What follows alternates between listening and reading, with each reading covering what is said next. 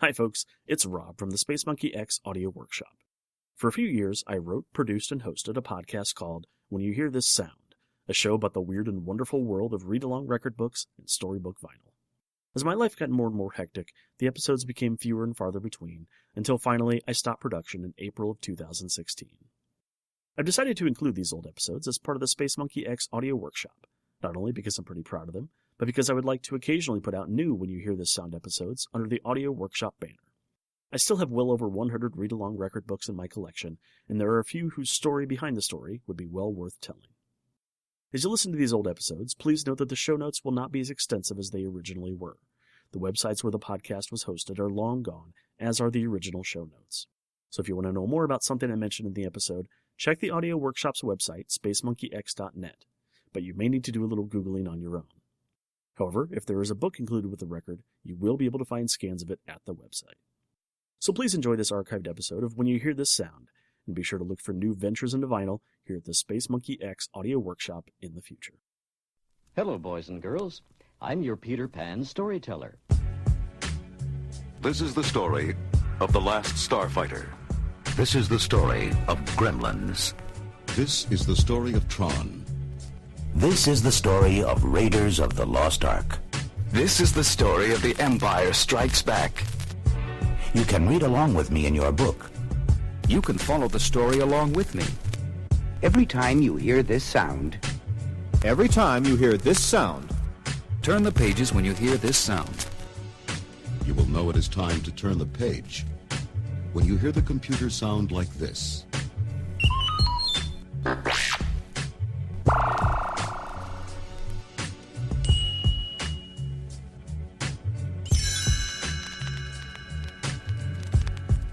Let's begin now.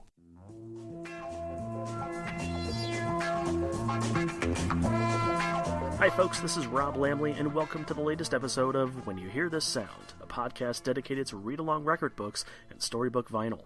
Today's show features one of the most entertaining record books in my collection, the 1977 release of Kojak by Peter Pan Records. For those of you born in the 80s or 90s, Kojak was a hit television series on CBS that ran from 1973 to 1978. It told the story of a New York City police detective named Theo Kojak, equally known for his cue ball head, his ever-present Tootsie Pop suckers, and his famous catchphrase, "Hey, who loves you, baby?" Kojak was played by the charismatic Telly Savalas, a man who was seemingly built for 1970s stardom. As the old saying goes, men wanted to be him and women wanted to be with him. Even though he was bald, had a doughy physique, and smoked constantly, he was a smooth talker, an intelligent listener, and he exuded confidence, both on-screen and off, as in this interview he gave with a female reporter on the set of Kojak in 1975. Are you a mother, Beth? No, I'm not, no. I make great babies, kid. I really do. Yes? Great kids. Well, send your references and a resume, and we'll look it over. You and me combined, we'd make either a princess or an emperor. Nothing short of that, kid. Huh? I just want to have one that will do a lot of commercials. You know, some little kid that does a jam commercial, and then I can retire. But you're not romantic when you say things like that. First where we'll start, we know we'll have a lot of fun making the kids. And then it all begins. And we'll raise them, and love them, and kick them because we love them. Only if you promise to do the diapers. I'll do everything else. You got a deal, baby. Okay. You got a deal. Ah, the 1970s. What a weird time in male-female relationships. He comes off pretty strong there, but Savalas had the kind of personality that even such blatant flirtation could be written off as all in good fun. Nearly everyone who knew him said he made you feel welcome and relaxed. One of his friends might have said it best in a 1976 interview, "You know how it is on a cold night when you throw a log on the fire? That's Telly." Savalas had supporting roles in dozens of movies, most notably alongside Burt Lancaster in 1962's The Birdman of Alcatraz, for which he earned an Oscar nomination. He was also featured as a rough-and-tumble convict in The Dirty Dozen. Prisoners, thugs, and villains were common roles for Savalas thanks to his tough guy looks, but just as in real life, he was capable of displaying great empathy and sadness in a role when given the opportunity. Needless to say, this made him the perfect fit for Kojak, a gritty cop who wanted the real bad guys put behind bars, but was sympathetic to the working stiff who did what he had to do to survive in the dog-eat-dog world of 1970s New York City. Aside from TV and movies, Savalas was also a singer who released 5 albums between 1972 and 1980. His work was mostly made up of romantic covers and standards, once again allowing his softer side to show through. His biggest hit was a spoken-word version of If, originally released by the soft rock group Bread. And when, my love, for life is running dry,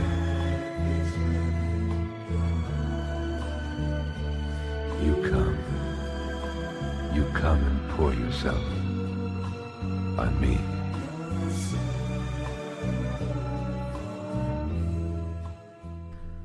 Savalas' cover topped the European charts for 10 weeks in 1975 and reached the top 20 here in America, but later he found perfect media synergy with his 1976 release, Who Loves Ya Baby? To my words, it started backsliding. 'Cause then I'll come your way, turn your blackest night into day. When you're needing it bad, 'cause of rough times you've had, I'm gonna look you straight in the eye, baby, and I'm gonna say, who loves you, baby? Not only did the title reference his famous catchphrase, but he was also the star of an hour-long, commercial-free variety show special on CBS to support the album. Guest performers on the program included a bevy of beautiful babes like Diane Carroll, Barbara Eden from I Dream of Jeannie, and Mary Tyler Moore's Cloris Leachman. And now we'll take a quick break so you can rush over to YouTube and look up these videos, because I understand that you need to hear the rest of these songs. Or if you can hold off for a little while longer, I have links to the videos in the show notes. But that's okay. Just hit pause right here and come back when you're ready. Due to declining ratings, Kojak was canceled after 5 seasons, running for a total of 118 episodes.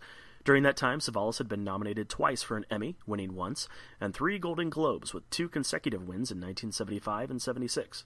The show became a hit in syndication, which led to 7 made-for-TV movies between 1985 and 1990. Sadly, Savalas died of cancer in 1994, just 1 day after his 70th birthday. Now, if the story of a New York cop with flexible views on law and order seems like an odd choice for a kid's record book, believe me, you're not alone.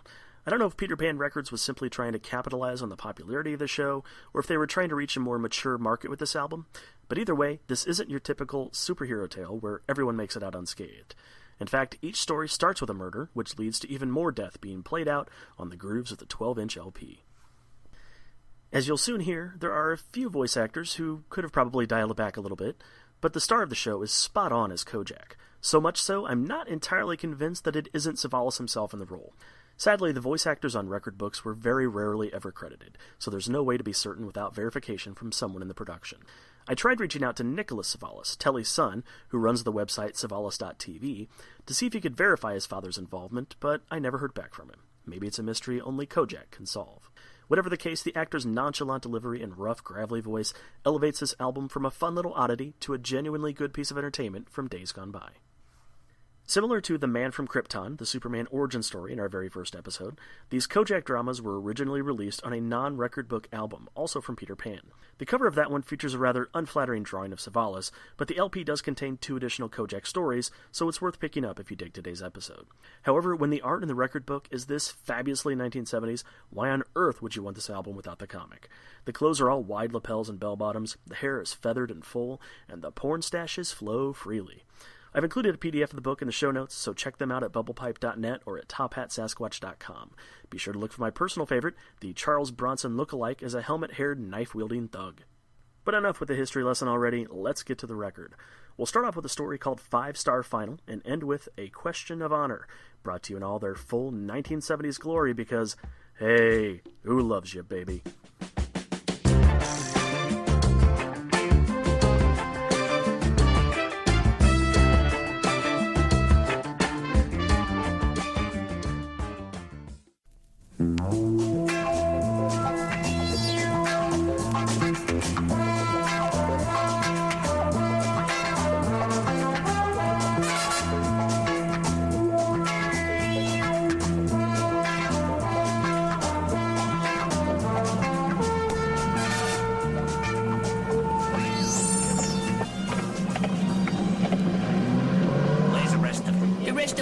Don't be a wise guy. You know what I mean. Who knows from wise guys? I'm just trying to run a respectable corner newsstand. A man comes up to me with a knife yet and demands all of my money. Who am I to argue? You asked, I gave. Got the chatter.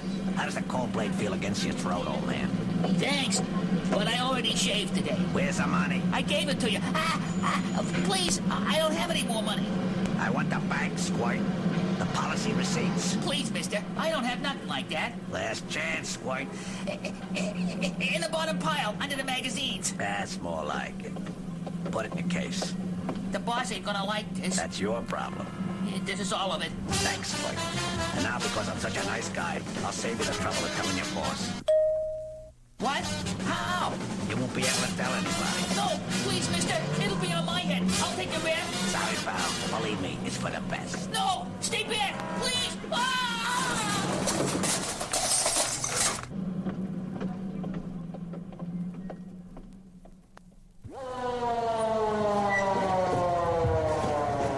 Lieutenant, over here. What's the word, Bobby? A nosy by the name of Vincent Telisana. His street name was Squirt.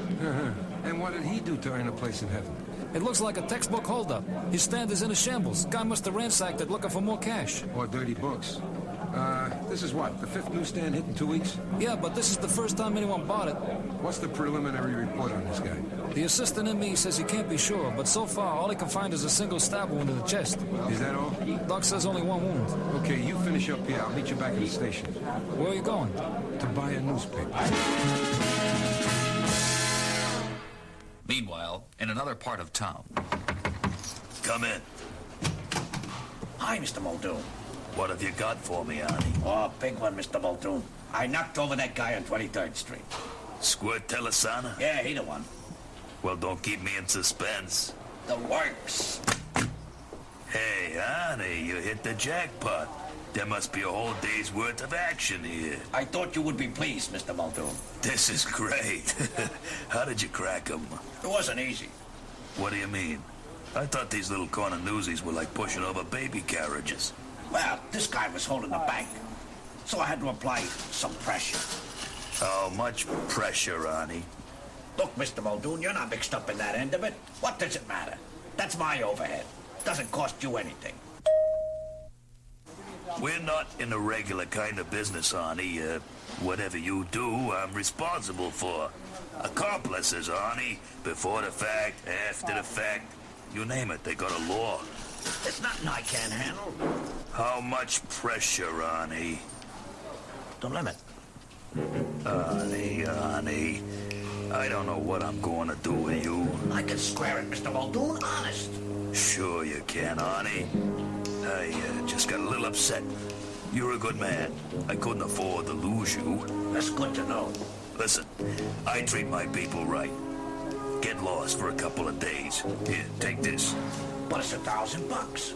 For a job well done. Goodbye, Arnie. So long, Mr. Muldoon. And thanks.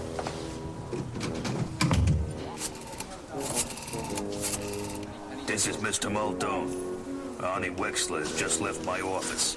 He's become a liability. We no longer need him. Take the appropriate action. Yes, the usual fee. Oh, by the way, here's $1,000 of my money. Consider that an advance. A little later, another street corner, another newsstand.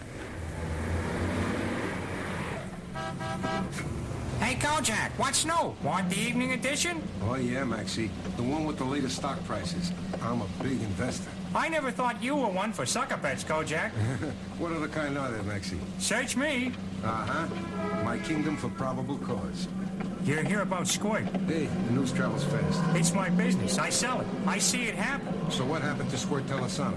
He got hit, like everybody else. But he got killed, not like everybody else. Some guys choose to fight for a couple of bucks. How about you, Maxie? Would you fight? Depends on the odds. Hey, what odds are you selling today? I don't get you, Kojak. Come on, Maxie, you're talking to me. You guys have been running bets out of your stands for the last 40 years. Why, officer, are you insinuating? Hey, I'm not insinuating. I'm telling you straight up. I got customers, Theo. I gotta go. Maxie, if you hear anything, huh? You'll be the first to know. After how many, baby?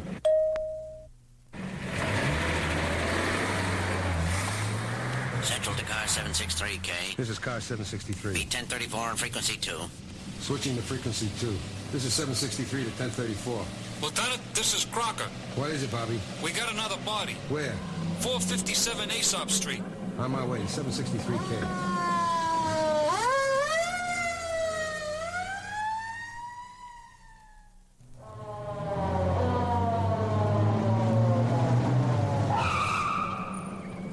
getting to be a volume business. It's one of theirs. Who? A character by the name of Arnie Wexler.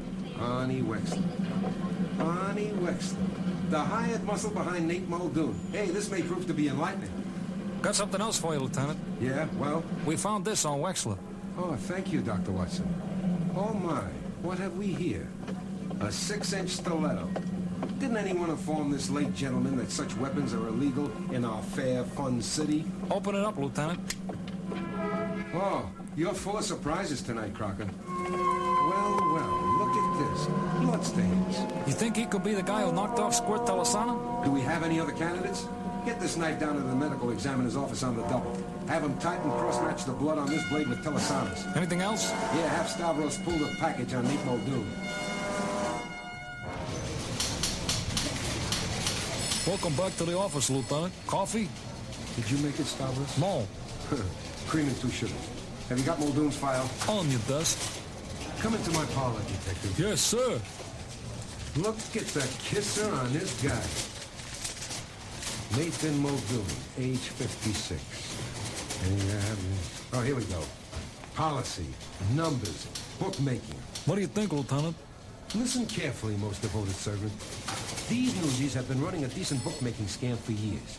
Nothing big. No competition with the major leagues, but respectable. They make a living. Now, an old pro from the administrative end of the business notices this penny-ante game going on. He sees where, with a little organization and efficiency, he's got the raw material for a big operation. These hits a thin merger offering. The first newsie to say no was Squirt. But why kill Arnie Wexler? Because he broke the routine. You don't go around killing street people like Vinny Telasano. Gives the victimless crime of gambling a bad image. Lieutenant Kojak. Yeah. Maxie? When? On my way. Stavros, come with me. Rizzo! Saperstein! Meet us at 34th and 7th Avenue. Maxie's newsstand. A very successful business you have here, Maxie. Tell your imps to keep their hands off me, Muldoon. Ah! Now, Maxie. There's no need for violence. All we want to do is help you improve your profit margin. I sell newspapers and magazines. What do I know from profits? Let's not play games, Maxie. I know you run one of the cleanest book operations on the street. You and your news hawkers. What are you talking about? Are you nuts? All I want is a partnership. 50-50. We could be a great help to each other. Listen, Muldoon. Okay, you know all the angles. You think you're pretty smart. Do you know why we make out so well? Why no one touches us? Because we stay small. We don't get in the way of the big boys. They understand we're just out to make a living, so they let us alone. We start expanding and the piece is broken, so it's no deal, now or ever. Then you're out of the picture. Okay, fellas, put Maxie out of business. Hey, what?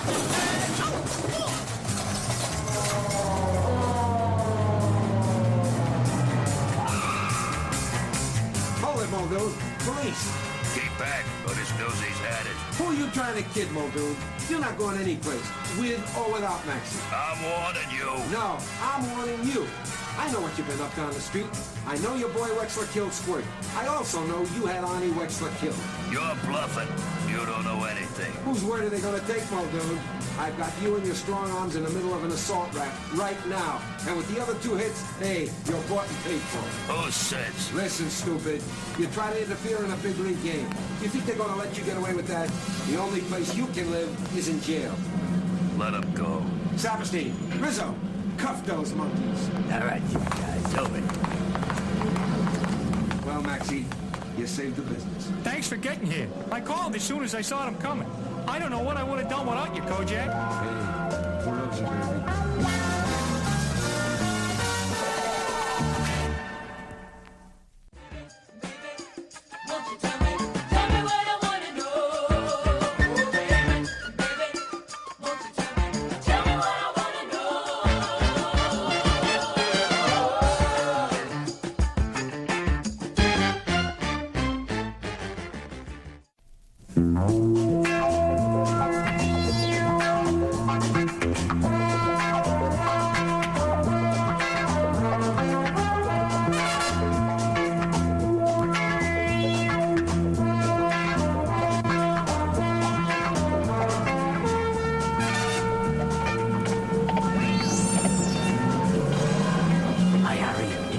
merchandise? $250,000. Let me see. First, the money. You don't see a thing until I count the cash. It's all here. $250,000? In small bills, just like you ordered. Come on, Harry, let's get on with it. This is a public place. It's, quiet enough. Hey, what's the big idea? Put that gun away, Harry. We have a deal. It's never too late to improve your bargaining position, Marty. Now listen, we've been doing business together for a long time. Who else are you gonna get to buy those stolen bonds? The world is full of businessmen. But who's gonna pay you 20% on the dollar? Please, Harry, don't! So long, Marty.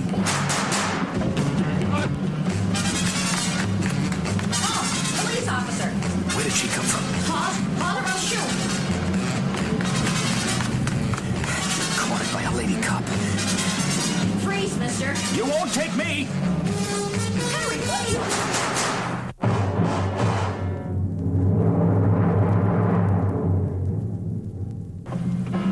Car 763, car 763. This is 763 Central. Go ahead. 763, officer down in the alleyway, Barry attacked. Car 763. Central King.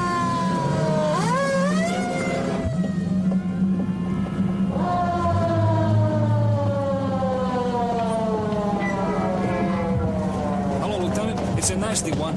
Hi, Crockett. Who's our man? It's a policewoman. Who? Detective Mary Bryant. She's assigned to headquarters. Well, what happened? She was shot in the alley. Took two in the shoulder. Must have been pretty close range. Is she going to make it?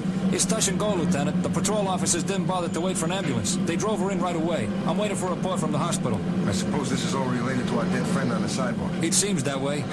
You want to be a detective, you know that? Who is he? Identification on the body says he's Marty Fingers. You don't say. Do you know him?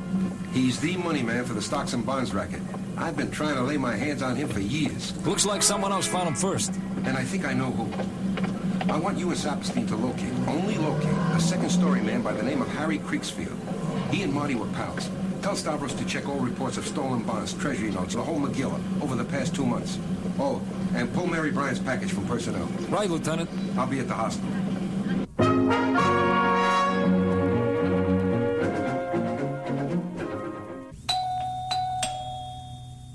Is that you, Harry? Yeah. Hurry and open up.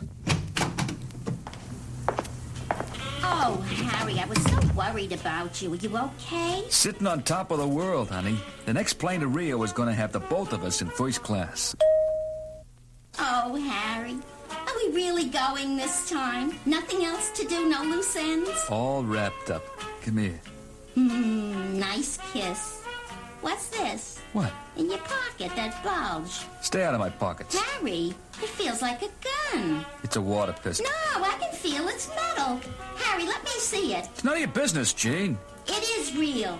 Did you use it? I told you to mind your own business. Harry, I want to know about the gun. You never carried one before. Why are you complaining? I've always given you a piece of the action. I don't want to be cut in for murder. Who said anything about murder? You see me with a gun and right away you have me bumping people off. Let me see the gun, Harry. I want to see if it's been fired. Since when are you a gun expert? Why did you need the gun, Harry? Did you kill someone? Harry, did you? Nobody. Oh, no. Not Marty. No, Harry, not Marty. I couldn't sell him the bonds. What do you mean you couldn't sell him the bonds? Who else are you going to sell them to? I'm not selling them. Are you crazy? That's hot stuff. Where else can you unload that paper for 20% of the face value? In South America. What about the cash? Oh, Marty paid. Then you did kill him. We'll be rich forever. No, not with me. There's honor in this world, Harry, even among people like us. Marty was our best friend. How could I ever trust you again? I guess you can't. I'm going out, Harry. Give me my cut right now. After I do all the work, you get nothing, baby. Then I'm going to the cops. I warn you, Harry. I'll tell them everything. You tell them nothing. No! Harry, please!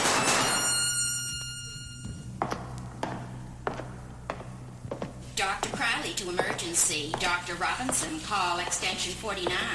Dr. McDonald to maternity. Theo, over here. Why, Captain McNeil.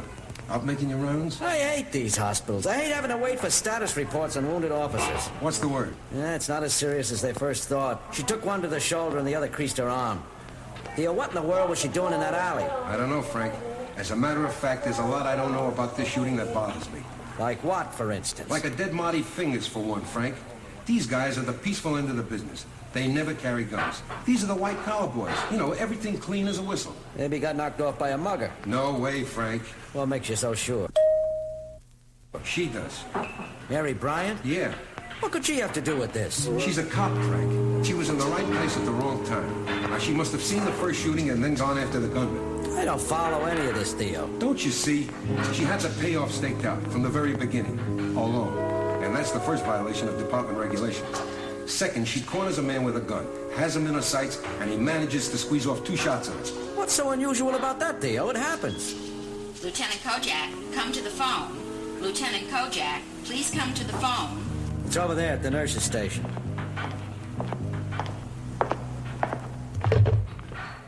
This is Lieutenant Kojak. Lieutenant, this is Crocker. What have you got? A bundle, Lieutenant. We got an address on Creeksfield from records. Turned out to be his girlfriend's apartment, a Jean Lewis. Check it out. We did. The Lewis girl is dead. Same as Fingers. Shot at close range. The place was a mess. But we found a receipt from a travel agency. 2 seats on a Trans-Latin Airlines to Brazil for tonight at 11 p.m. It's 10:15 now. Call airport security and alert them. Then you meet me at Kennedy. Lieutenant, there's one more thing. Out with it, Bobby. We pulled Mary Bryant's package from personnel. Anything about her current assignment? No, sir, but she was married to Harry Creeksfield from 1959 to 1963.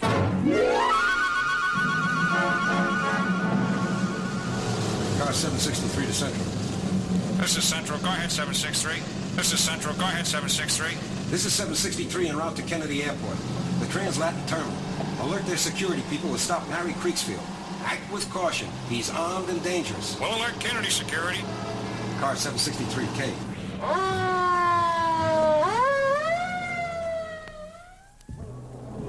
Lieutenant, over here. Any sign of our boy? He broke through the blockade they set up for him at the security checkpoint. There he is, at the boarding gate. I'll call the others. No time. He may take a hostage. See if you can get behind him. Right, Lieutenant. Hey, Harry. Who? What? Get out of here, Kojak. Cut the drama, Harry. You've had enough for one night. I'm getting out of the country in that plane, Kojak. Not if I can stop you, Harry. You won't. You're only good at point-blank range, Harry. I'm not going to get that close. Then I'll take it. Take who? A hostage? Come on. You scared everyone away with your captain. I'm warning you, Kojak. Do it peacefully, Harry. You were never a gunman. Why the change? Why did you start the kill? You had a neat record. Why did you change signals? Because it was a little racket. A couple of grand here, a few there. Never enough to pack it up and get out of this jungle. So you went for the big score. Stay back, Kojak. I got it. I struck it rich. And now you're not going to stop me. You or anyone else. I suppose not. Any guy who would shoot his own wife. Ex-wife. And she was a cop. But you loved her once. Not anymore. Give it up, Harry. I'll kill you too, Kojak. Freeze, Creeksfield.